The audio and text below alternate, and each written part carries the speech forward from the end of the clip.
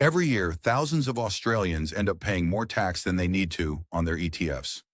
Not because the tax rules are impossible, but because they don't understand how ETF tax actually works. A lot of people think you only pay tax when you sell your ETF. Sounds logical, right? But that's only part of the story. In reality, you can owe tax long before you ever sell a single unit. So in this video, I'm going to explain ETF tax in plain Australian English. No confusing accountant talk. No complicated legal language. Just the important stuff every Aussie investor should know before tax time. Let's jump straight in. The very first thing you need to understand is this. Your ETF doesn't pay tax. You do.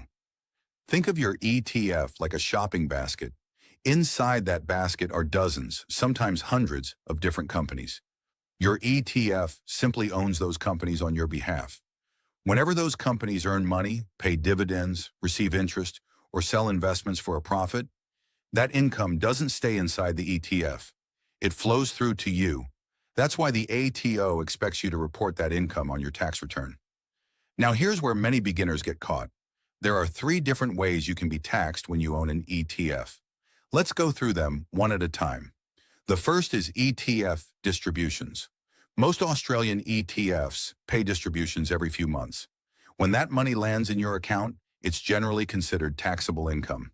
And here's something many people don't realize. Even if you choose a dividend reinvestment plan and the money is automatically used to buy more ETF units, it's still taxable. The ATO treats it exactly the same as if the cash landed in your bank account. That's one mistake many first-time investors make. Now, you might think every distribution is just a dividend. Not quite. A single ETF distribution can actually include several different types of income. It could contain Australian dividends, interest, foreign income, capital gains made by the ETF itself, and sometimes even franking credits. That's why ETF tax can seem more complicated than owning individual shares. The good news is, you don't need to work all this out yourself. We'll get to that shortly. The second way you pay tax is when you sell your ETF. This one's much easier to understand. If you sell your ETF for more than you originally paid, you've made a capital gain. That profit becomes part of your taxable income for that financial year. Here's the good news. If you've owned your ETF for more than 12 months, you may qualify for the capital gains tax discount under the current rules. That means you won't pay tax on the entire profit.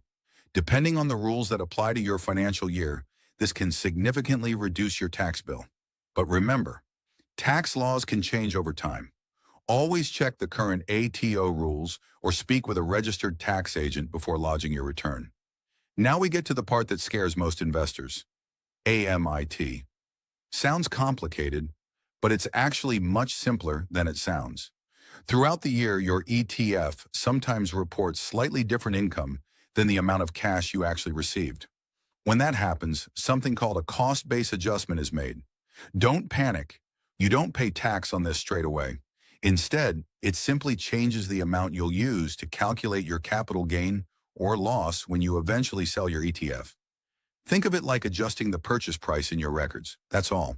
The important thing is, you need to keep track of it, because if you ignore those adjustments for years, your future capital gains calculation could be completely wrong. This is where one document becomes incredibly important. It's called your AMIT statement. Every Australian, and if you want more simple Australian investing, tax, and personal finance videos, make sure you subscribe so you don't miss the next one. Thanks for watching, and I'll see you in the next video.